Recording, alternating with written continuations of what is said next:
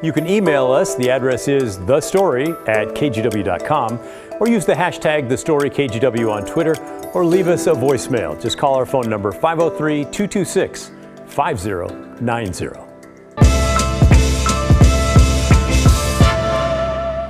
We begin tonight with a Hillsborough father's desperate search to find and save his missing 15-year-old son. The dad's name is David, and we've decided not to use the family's last name to limit the potential damage to the son years from now when someone Googles his name. The teen left home several days ago. His father in part blames Measure 110, which decriminalized user amounts of drugs. The dad said that made it a lot easier for his son to find and use drugs, which took him farther into drug abuse. The teen's name is Andrew. His father worries he will kill himself or hurt someone else or overdose under a bridge. Yeah. In Beaverton, a desperate father, David, is pounding the pavement looking for his son. Yeah, or places that, just getting the word out so that people can see the signs. He hopes to post flyers all over Hillsborough and Beaverton and Portland. The single page describes his son, Andrew. He's 15 years old, 6 feet tall, white. He left home with his skateboard, a dark hoodie, and a blue striped backpack. David said he's been in trouble before and has mental health challenges. He's got bipolar, ADHD, depression, and he's on meds for all those, but right now he doesn't have any meds. He's been off meds for 5 days, probably self-medicating on drugs out on the streets and probably stealing to get drugs. We're just really concerned for him and trying to find a way to help him get his life turned around. Hillsborough police say Andrew's name and information is in the database for the National Center for Missing and Endangered Children, and that if he is spotted by law enforcement, he will be taken into protective custody. But when I met up with David, his son had already been gone 5 days. Any chance you guys can post that here? That's my son. Yeah, we'll definitely post that for you. Thank you. Of course, good luck. Thank you. David said his son's mental health problems ramped up over this last year. While it's always been relatively easy for teens to find drugs, David believes Measure 110 made it easier. The law decriminalized user amounts for adults. David has gone round and round with his son. We say that the drugs are illegal, and he says, well, no, it's been decriminalized, so there's no problem. And we say, just because it's decriminalized doesn't mean that it's not illegal. He says, well, what are they going to do about it? We ask the police, what are you going to do about it? And they say there's nothing they can do. Their hands are tied. There's absolutely nothing they can do. Even though he's 15? Even though he's 15. They say it doesn't matter.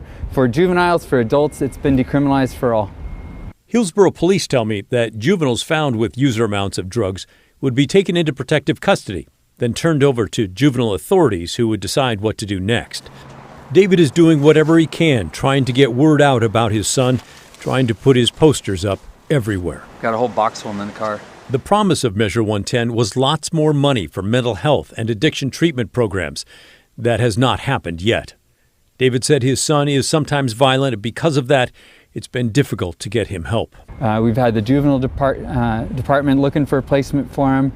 We've contacted DHS. They said that there's nothing that they can do. They don't do voluntary placement anymore. We've been working with Catholic Community Services. They've exhausted all the resources that they can exhaust, trying to find some place to get him help. They say because of the combination of suicidal and bipolar and depression and anxiety and drugs and alcohol and everything, there's no place that will take him with the whole cornucopia of things.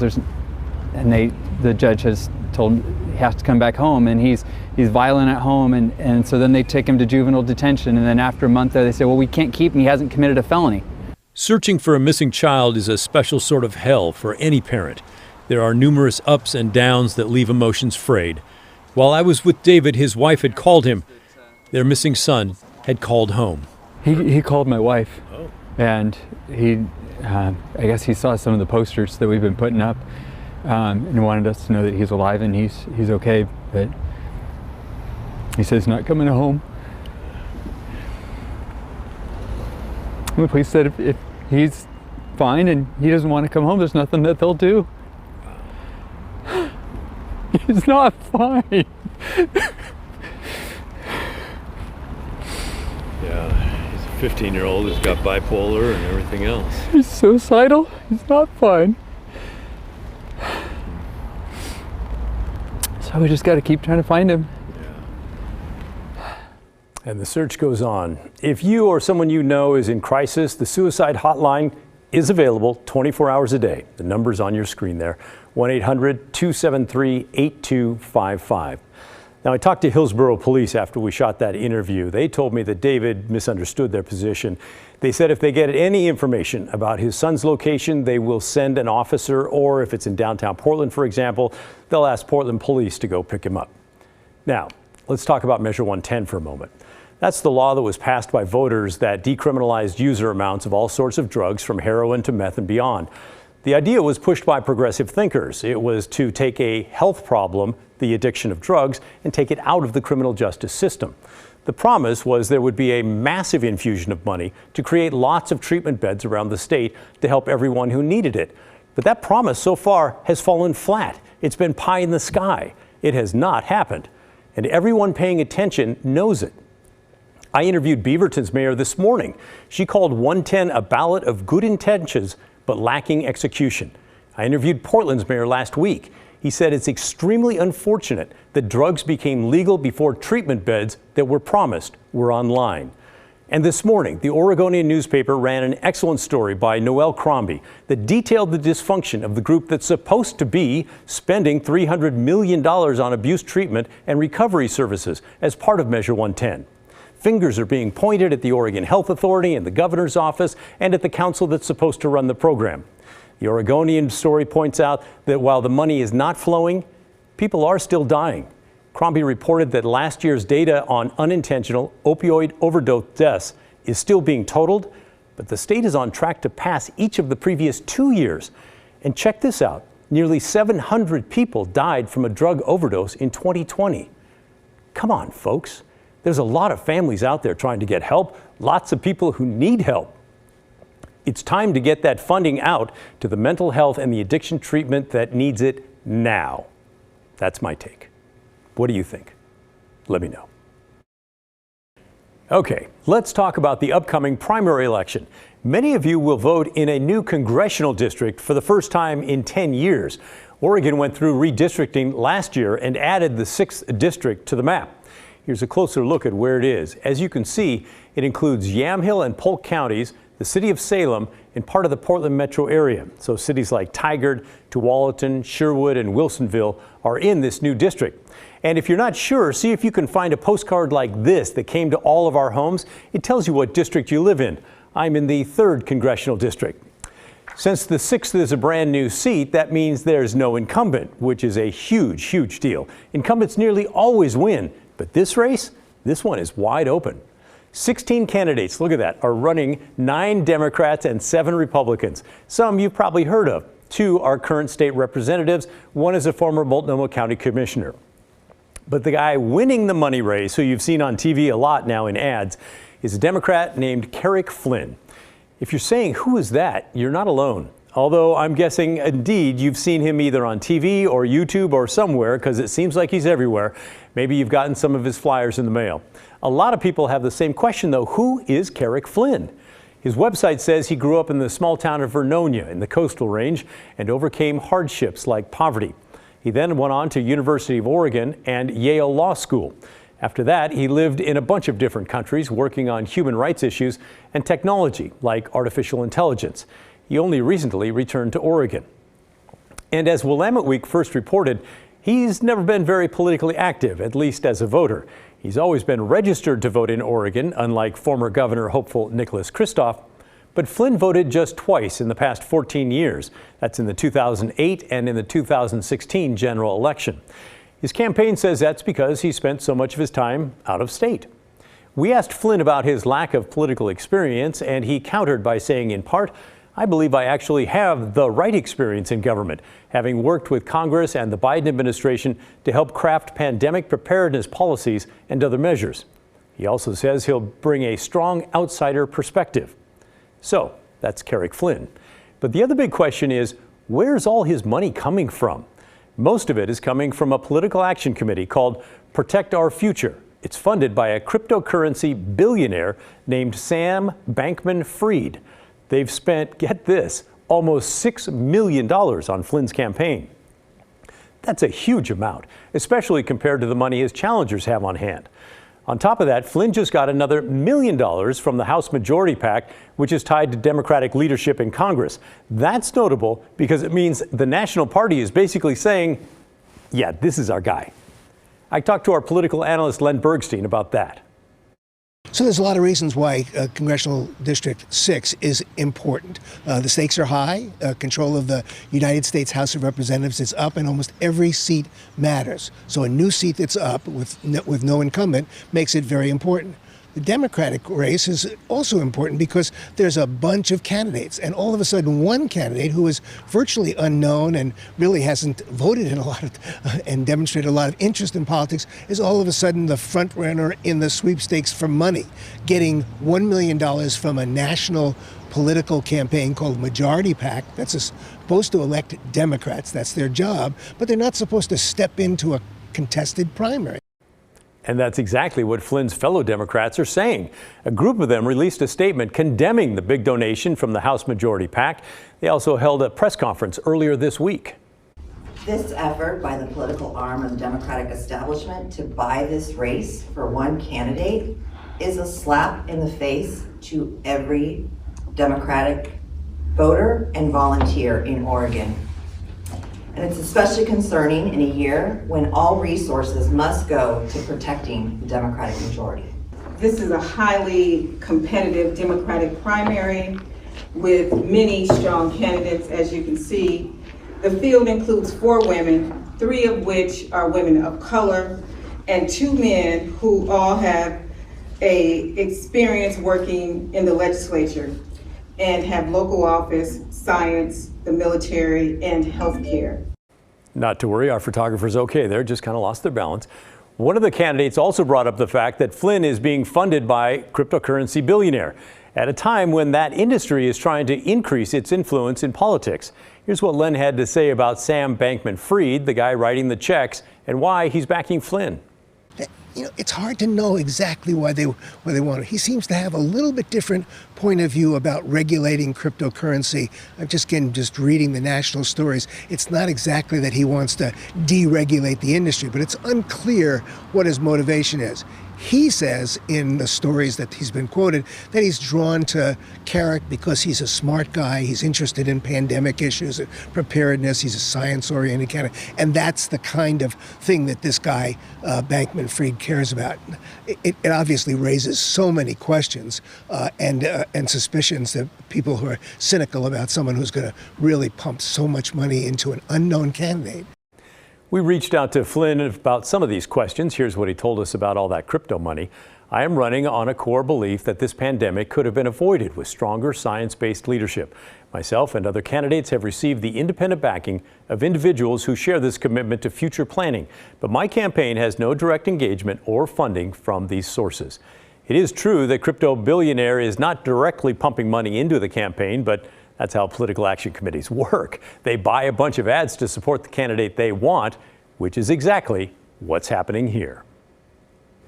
Now, according to the Oregonian, Flynn moved to McMinnville so he could live in the new district. But he actually didn't really have to make that move. You might not know it, but our representatives in Oregon in Congress actually don't have to live in the district that they represent. Yeah, you heard that right. The Constitution says in order to be elected to Congress, you have to be at least 25 years old, have been a citizen of the U.S. for at least 7 years, and be an inhabitant of the state you represent. But it does not say you have to be an inhabitant of the district you represent. Turns out in this crowded 6th district race, 5 of the 16 candidates do not live in the district. But some of them do live pretty close to the boundary lines, like Democrat Andrea Salinas, a current state rep who lives in Lake Oswego. We asked her about that, and her campaign told us as a state rep, Andrea has represented communities in the 6th Congressional District since 2017, which is true. When we asked if Salinas would move into the district if elected, her campaign also said she plans to live in the community she serves. So I guess you can decide.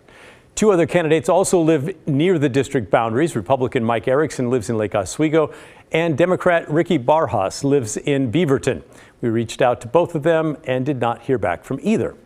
Democrat Loretta Smith, a former Multnomah County Commissioner, lives further out in northeast Portland. Her campaign told us in part There is not a single corner of the state Loretta has not worked in and served because for her, this isn't about politics, it's about people.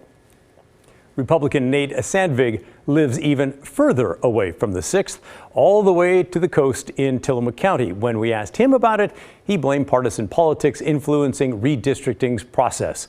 He also said, quote, "Everyone who does not live in Portland shares the same interest. Stop voting for politicians and extremists who want to make the rest of the state more like the failed city of Portland."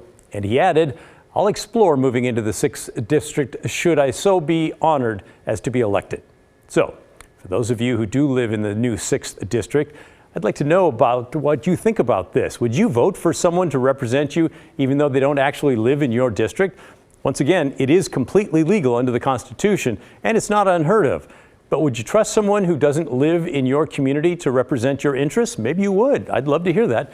Please let me know. Email the story at kgw.com or leave us a voicemail, 503-226-5090.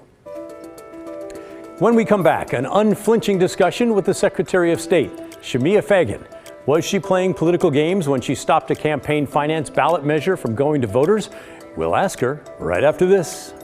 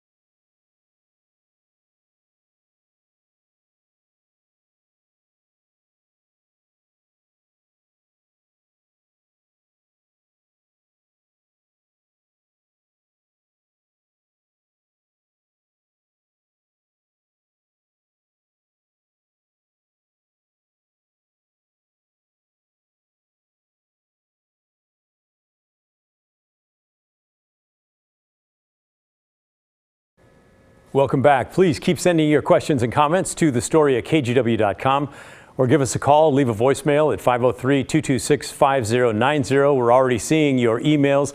We see one of the viewers says it doesn't matter where the candidate lives as long as they understand the demographics and the issues. And we've also seen several of you emailing in about the father searching for his missing son. Thanks for your concern. This week on Straight Talk, we're talking about the upcoming election season with the Secretary of State, Shemia Fagan.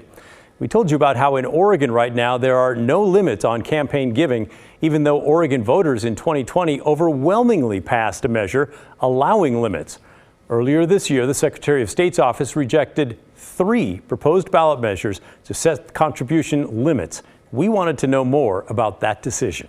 I'm one of those millions of Oregonians who voted to have campaign finance limits, to allow those by amending our Constitution. So I was personally disappointed to find that the measure that were put forward, the 3, didn't meet the constitutional requirements. The Constitution requires for any measure that's being amended, you have to lay out the full text of the law. And that's something enforced by me as the Secretary of State, our county clerks, when they're looking at ballot measures, including Metro. I know Metro attorneys had to reject a measure just in the last couple of weeks. Same issue, did not lay out the full text. They had only gathered 1,000 signatures. They submitted their petitions. We found that issue in the Constitution, that they had not complied with the full text rule. As a supporter of campaign finance reform, I wish those petitioners could have turned around and in a day refiled the exact same petition without the constitutional error and been moving forward. They didn't do that. Well, I want to push on this just a little bit more, because one of the people behind the campaign finance measures, Jason Kafoury, who you've said has been one of your donors in the past, said you rejected the measure because it would limit contributions of labor unions, which contributed millions to your 2020 campaign and help you get elected. He told the Willamette Week, "It smells like selective enforcement to me, and it reeks of political cronyism." And Christoph made a similar complaint, saying your decision to disqualify him was influenced by politics. Can you say unions and politics have really no influence at all on your decisions in either case? I can confirm that absolutely. They had absolutely no influence on these. The only thing that influenced these decisions is the Oregon Constitution that I took an oath to uphold. And so certainly for both the quotes that you provided, look, it's disappointing for those folks, the decisions that were made. And at least in the case of honest elections, as I said, they could have fixed that error the same day or the next day and refiled that petition, and they'd be off gathering signatures. And so, it's disappointing. But, again, I am an elected leader. Oregonians have the right to criticize me, to question my decisions, and to hold me accountable. Lawmakers are expected to take up campaign finance measures again in the next legislative session. You can see the rest of Laurel's conversation with Secretary Fagan tonight at 7 p.m. They do cover a lot, including the security of the upcoming elections and the increase in threats to election workers. If you miss it tonight, you can always check it out on our KGW YouTube channel. Coming up next, we'll meet a courtside server for the Blazer basketball games, and we'll talk with her about what it's like to get run into by giants when the story continues.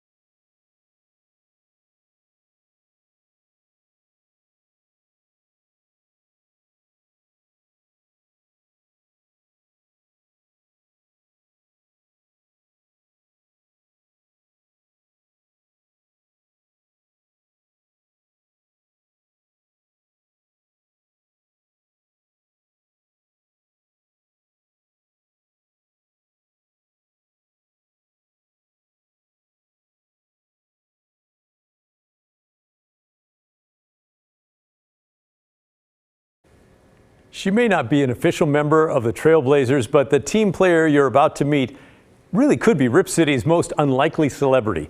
Her name is Katie Stevens, and when she's courtside, you might say she has a unique way of attracting attention. David Molko has her story. I love the excitement. I love the energy. I love everything about working on the court. Everything this courtside server of more than a decade says, except moments like this. For Eubanks, but it's knocked away and stolen and saved to McLemore, who buries the three. I just remember it just happened so quickly, looking back, and he was apologizing, saying, I'm sorry, are you okay? And you were thinking? Again? Because, you see, Katie Stevens has a nickname. They like to call me Crazy Katie. And you might say, a history. That's the same woman, I believe, that LeBron James knocked over a couple seasons ago. Does this happen to anybody else? I don't think so.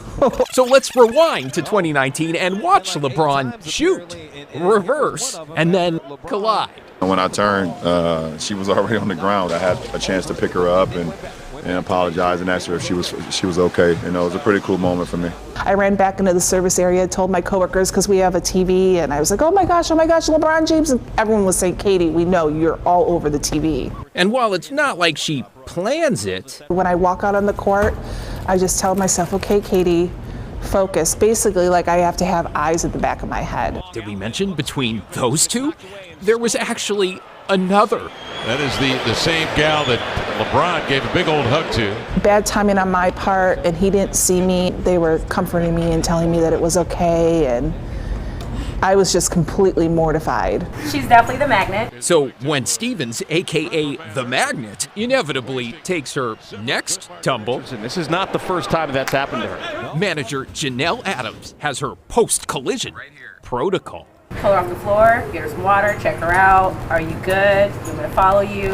And you just send her right back into the zone. I send her in. You good? Let's go. I'm like a player in a way, one of the players, part of the game. Sometimes star-struck. Knocked her all over. And I said to myself, that is not a referee. Holy smokes, that is LeBron James. And other times, the center court star. Mitchell Irvin. He didn't see both. I was just like, you've got to be kidding me. With an enduring love for the game. Tells us that's the 8th or 9th time that she's been knocked over. Out there, it's just so crazy. And now, a Rip City reputation like no other. My coworkers and I and my friends outside of work have joked that I need to start wearing a helmet and a body suit. That's a very exciting position. Well done, Katie. All right, keep sending your questions and comments to the story at kgw.com. We'll finish up right after this.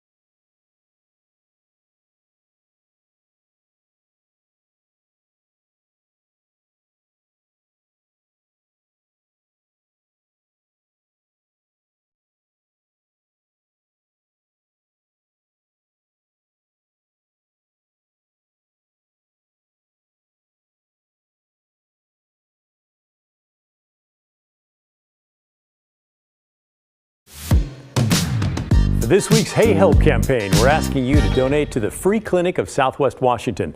They provide free basic health and dental care to uninsured people and low-income communities in the region. One of their big goals is to keep people out of emergency rooms, which is where people without health insurance often end up. The clinic relies completely on donations and grants. If you'd like to help out, you can hold up your phone's camera right now to that QR code that's there on your screen, or you can go to kgw.com/heyhelp. This is a micro donation drive, so feel free to give any amount, no matter how small or, of course, how big. That's the end of our program. Thank you so much for watching. But remember, the story, our story, that never ends. I'll see you on Monday.